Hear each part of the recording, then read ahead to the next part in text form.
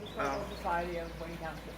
About 80 years ago, some young fellow, my parents had just moved to a little farm up the road here.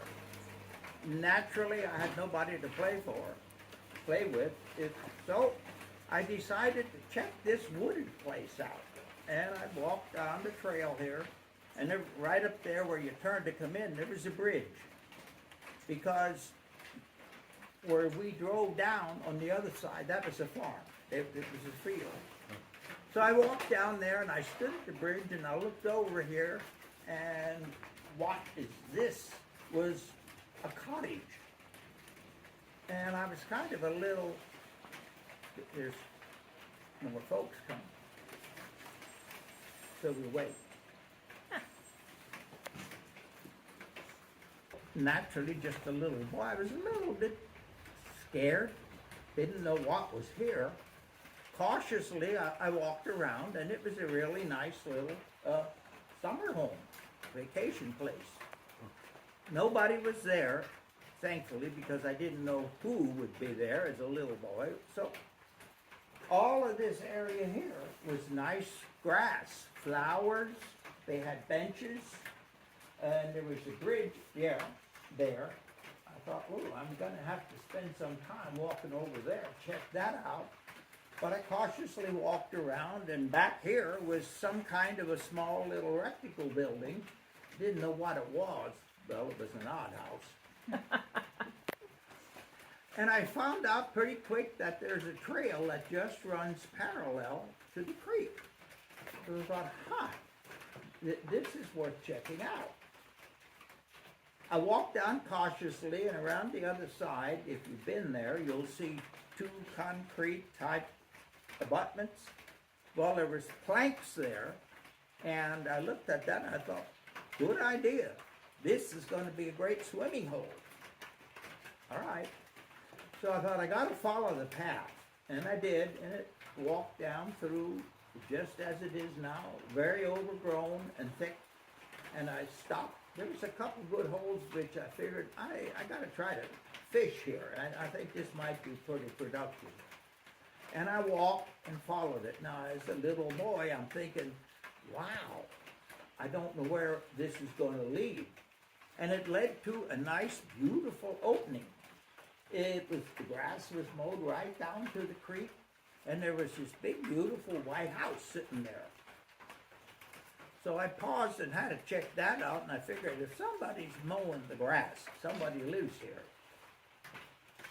I walked around it very cautiously. Nobody was here. Okay. Then I started checking it out pretty carefully. I found there was a spring, a really nice spring, which had brick lining and steps going down to it. And there was later what I was told was half of a coconut shell, a dried one, to use as a cup.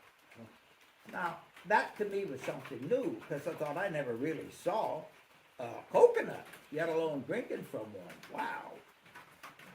In the front of the house, there was beautiful flower beds, several of them, well maintained. And there was a great big, I think it was a hemlock tree, huge, big round one. And they had a bridge, like a wreath, completely around the base.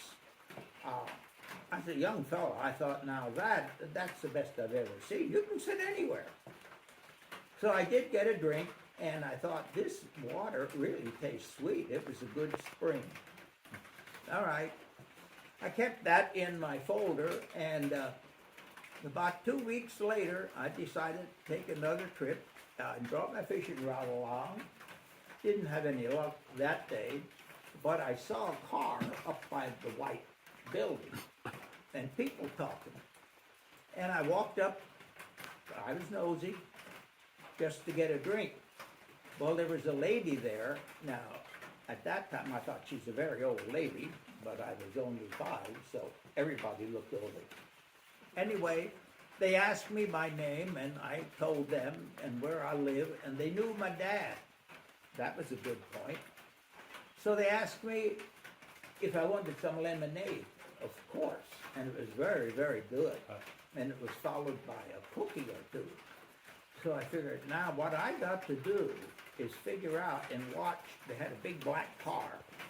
When the car goes past, there's people there. So I always decided to go fishing when there were people there, and I wound up at the White House.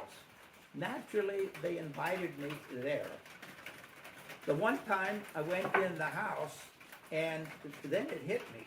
They only had candles and coal oil lights. And I thought, this is unique. This is just like the old days, the cowboys and Indians. They don't have any lights here. Well, they showed me around it. Now, the White House, on this side, the east side, was clear up to the ceiling. One big room, and it had a fireplace just like this, which is still standing down there. On the other side, there was a very small, I guess it was the kitchen. It looked like it was some kind of a big old cast iron stove at that time. And on the other side was a room that was equal to what was the kitchen room. And that had a table there and some wooden chairs and an old rocker. I guess that, that was their living room. Upstairs, as soon as you got to the top of the stairs, it looked like that was a bunk room, and then there was a bedroom to the other side, which really wasn't very big, but probably you could get an old style bed that had for 2 people. While I was down in the living room, I don't know if this was Elsie Cromis's husband. I'm pretty sure it was, because the other one was Elsie's sister, Mary Reed. So, they just were talking to me if I caught any fish and stuff, and I noticed way up, there was a big picture of Harry Truman, President Truman. I looked at that, and I asked the guy, I said, why did you put the picture up so high? He said, it's to keep the squirrels out. And there was a hole and a separation, which I later looked up and I thought, that was pretty ingenious. At least Harry had a purpose there. Outside, off to the side of the building by about, I don't know, 30 feet or so, not much more, there was a stone wall. I didn't know what that was until later I found it was the foundation of an old barn. Now, my dad told me most of this stuff here, when he was a little boy, and that's going back 110 years or more, it was fields. So most of this growth, except for a couple of the big trees, I don't think it was ever harvested, that they came in and took some of the trees for lumber. I don't know that. But then I did some digging. The Reed family, Elsie Reed and her sister Mary, but I think it was Elsie that held the title to this. I found out later she was the granddaughter of old, I don't know what his first, Simon or something. Samuel Ryland. She was the granddaughter, and through that association, she acquired the land. I think Samuel Ryland is buried here on the Union Cemetery, but supposedly, not supposedly, he was in the Civil War. I often was led to believe and told that he was wounded very badly, but he came home and he died here at the White House. But then somebody said, no, he was killed in action. I don't know. But over the years, as I grew up to be a teenager, I started trapping muskrats along here. And it was full of them because of the fields over here. So at that time, I could get, if it was a nice fat muskrat with some good fur on it, I could get $3 to $5. And back then, that was good. And I ran the trap line almost all the way down toward the Friedenburg gun club. But my father insisted. He said, okay, you check them in the morning and you check them when you come home from school. Well, the money was good, but I'm thinking, all right. I didn't want to get up that early and then tromp around there. I thought you'd do it once a week or something like that. He said, no, you don't. But anyway, as I grew older, I got to meet Gordon Reed was here. He was the son, I think, of Mary Reed, and he was an insurance man in Schuylkill Haven for many years. He had a son and a daughter. The daughter was about my age. I don't know what her name was. But we would come down and I could play with him, and when he had the dam pretty well high, you could really swim in here. Although the longer you started swimming in there, the muddier the water got. So, yeah. As I grew a little older, I had a .22 rifle. I just used to take it along and scout around. Now, up there where the bridge is, right aside of there, it looked like there was trash dumped many years ago. And I just found out there was a lot of snakes living under there. Water snakes. Now, they're not poisonous. So I shot one, a big fat one. I took my pocket knife out and opened it up, and it had 2 frogs in it. So that was a neat adventure. I also had a sister a couple years older than me, and we had a little terrier dog. We couldn't find it one day. So we searched for it, and I said, I'll bet he's down in Frog Hollow, because I used to take him along with me on a walk every now and then. So we decided, my sister and I, and we were going to walk through here calling him.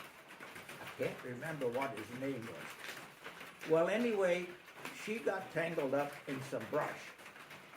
And she thought something bit her. She said, something bit me. I said, nah, you just stepped on some brush that's stinging you. Well, it turned out my dad took her to the doctor and he checked things out, and they think it was a snake, a black snake, again, non-poisonous.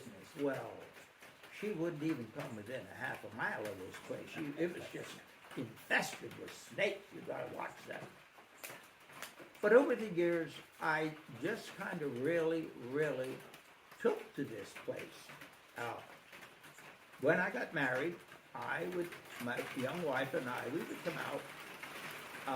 The pavilion was still here, I mean the cottage, but it was in very poor rundown shape. And I think somebody vandalized it. It looked like one of the windows was smashed out. But I found out my wife does not like bugs. And this is not a good place in the summer for a walk because of the bugs. But I had 2 children, and we used to pack a lunch, and I brought him down here. I met them, and they really thoroughly enjoyed it. And as time went on, I found this to be a very good place to just, I guess, meditate or chill out. The job I had was becoming very stressful. And by that time, a guy by the name of Glenn Lookenbill, he was a teacher at the Blue Mountain High School, and he started an environmental club. And they spent many hours here. They had benches, and the paths were cleared well. They had signs up for the various type of trees. So it really was a nice place to come. I just used to come and sit on the bench, sometimes for half an hour, 45 minutes. And it worked. It really did. It was just the kind of solitude you needed. I also had, this is later on, a Cocker Spaniel. I had him for years. And I brought him out when he was a puppy. And I kept him on a leash. Toward last, I didn't need the leash. And we came out. This was his, quote, favorite place. When I turned and started coming out this road, he would bark and bark and bark and scratch at the window. He knew exactly where we were going. And I reached across and opened the door, and he leaped out. And we were parked up there, and he would just run down one of the trails. I took my time. I sat on a bench, and eventually he came back.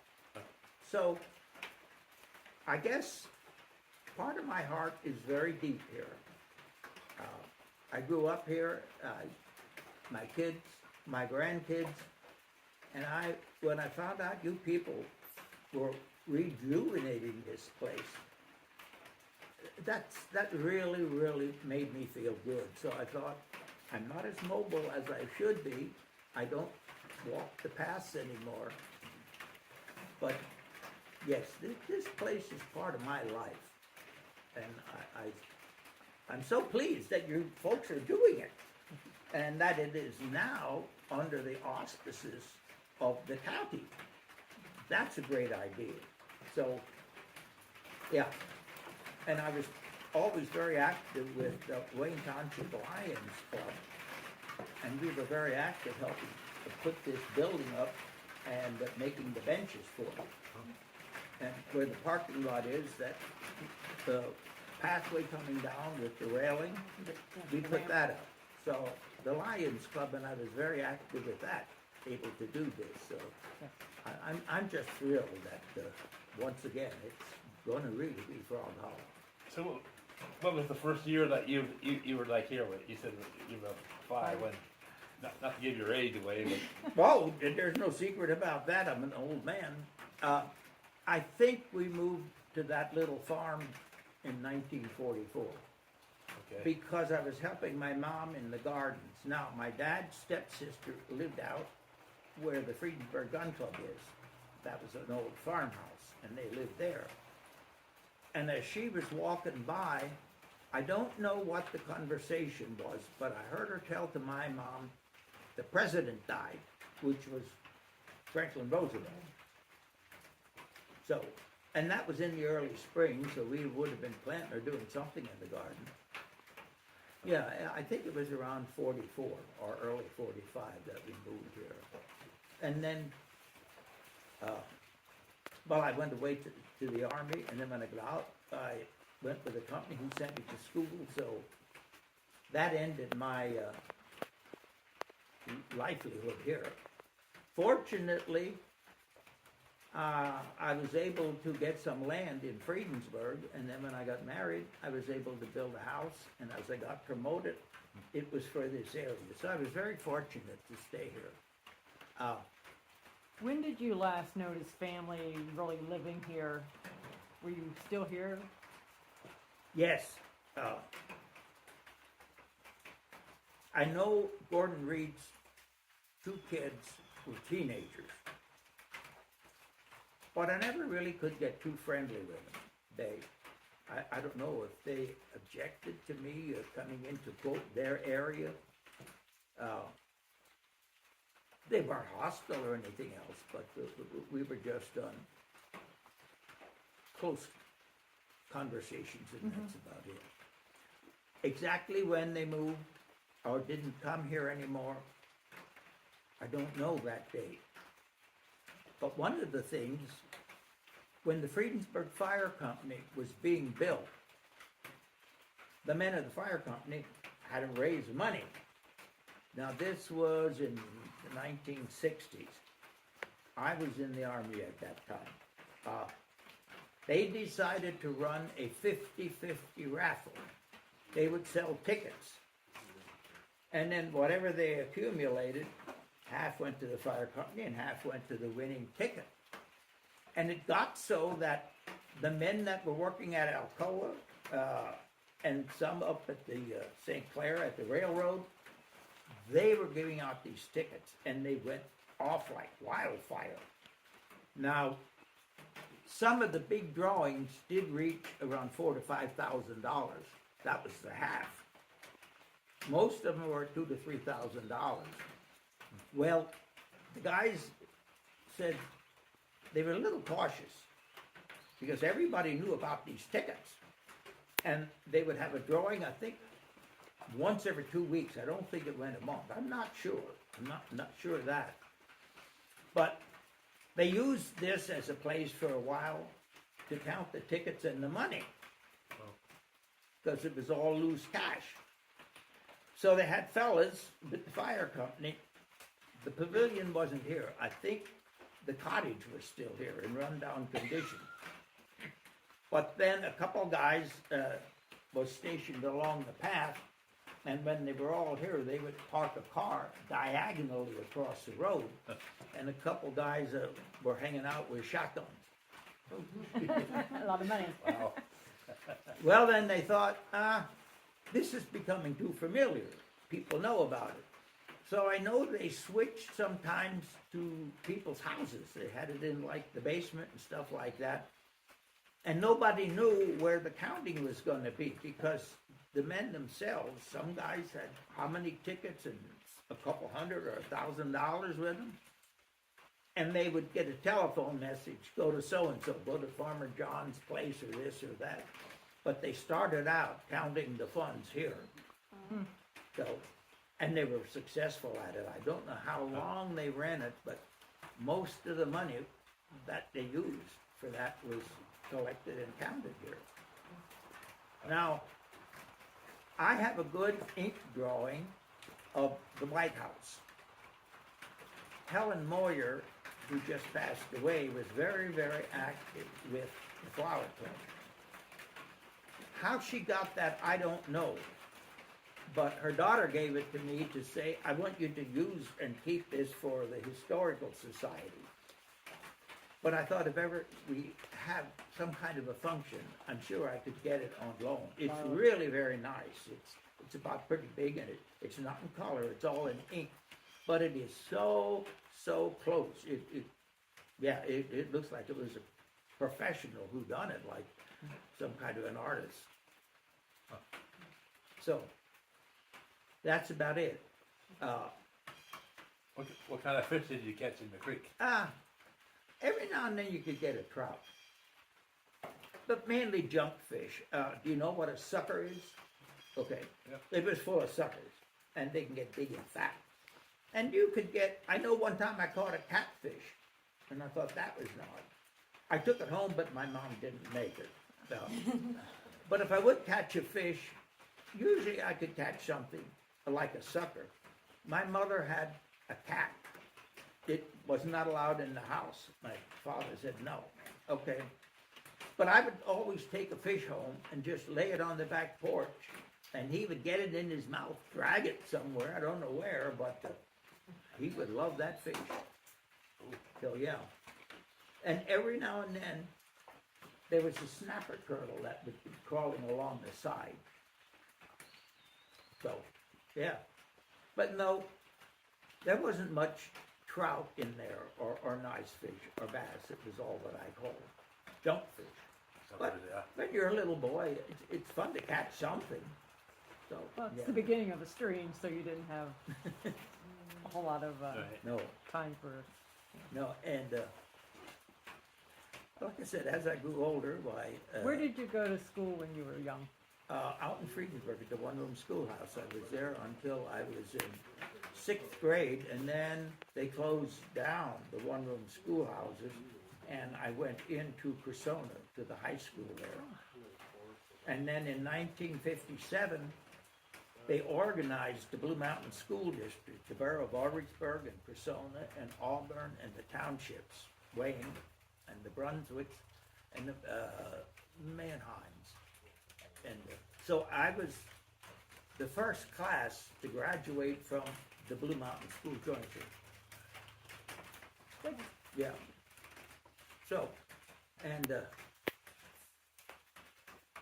I'm 85, and I intend to enjoy this place until the good guy says, you're done.